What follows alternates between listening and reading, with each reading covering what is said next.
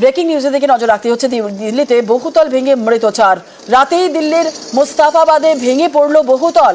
14 জনকে উদ্ধার করা হয়েছে, তাদের মধ্যে 4 জনের মৃত্যু হয়েছে এমনটাই খবর পাওয়া যাচ্ছে। কি পরিস্থিতি এখন রয়েছে, উদ্ধার প্রক্রিয়া চলছে কিনা, পুরো বিষয়টি নিয়ে আপডেট নেব। আমাদের সঙ্গে রয়েছেন আমাদের প্রতিনিধি মৈত্রী। কি জানা যাচ্ছে?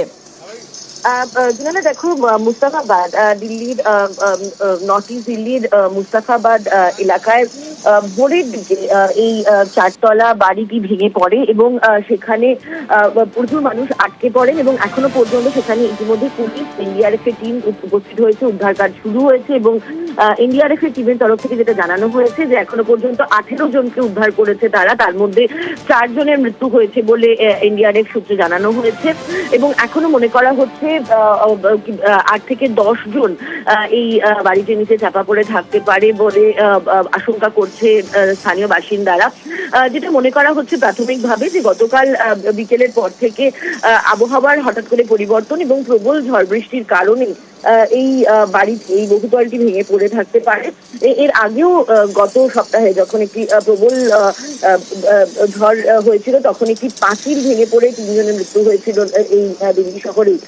এবার এই বহুতল 4তলা বাড়িটি ভেঙে পড়েছে এবং সেখানে ইতিমধ্যেই যেমনটি তোমাকে আমি জানাচ্ছিলাম যে এনডিআরএফ এর টিম কাজ করছে, 2টি এনডিআরএফ এর টিম সেখানে কাজ করছে এবং একই সঙ্গে পুলিশ উপস্থিত রয়েছে এবং চেষ্টা করা হচ্ছে যে যদি আর কেউ ট্র্যাপ হয়ে থাকে, যেটা আশঙ্কা করা হচ্ছে 8 থেকে 10 জন আরো ট্র্যাপ হয়ে রয়েছে, তাদেরকে উদ্ধার করার। এই বিল্ডিংটা কতদিনের পুরনো বিল্ডিং?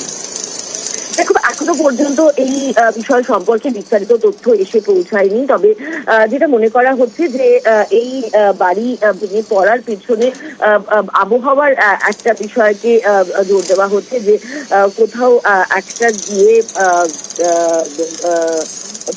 কোথাও পরিবেশগত কারণে এই বাড়িটি ভেঙে পড়ে থাকতে পারে বা নির্মাণের ক্ষেত্রেও কোনো একটা সমস্যা থাকতে পারে, কিন্তু এখনো পর্যন্ত এই বিষয়ে বিস্তারিত তথ্য এসে পৌঁছায়নি। জুনেলা, বেশ, ধন্যবাদ। দেখছেন সিসি ক্যামেরার ছবি, ভেঙে পড়ার মুহূর্তের ছবি। দিল্লিতে বহুতল ভেঙে গেল গতকালই, ভেঙে মৃত 4। রাতেই দিল্লির মুস্তাফাবাদে ভেঙে পড়ে বহুতল। সিসি ক্যামেরায় সেই ছবি ধরা পড়ে, দেখছেন সেই ছবি। ইতিমধ্যে 18 জনকে উদ্ধার করা হয়েছে এবং 4 জনের মৃত্যুর খবর পাওয়া যাচ্ছে। এখনো চলছে ধ্বংসস্তূপে কেউ আটকে রয়েছেন কিনা সেই বিষয়টাও কিন্তু খতিয়ে দেখা হচ্ছে সকাল থেকে।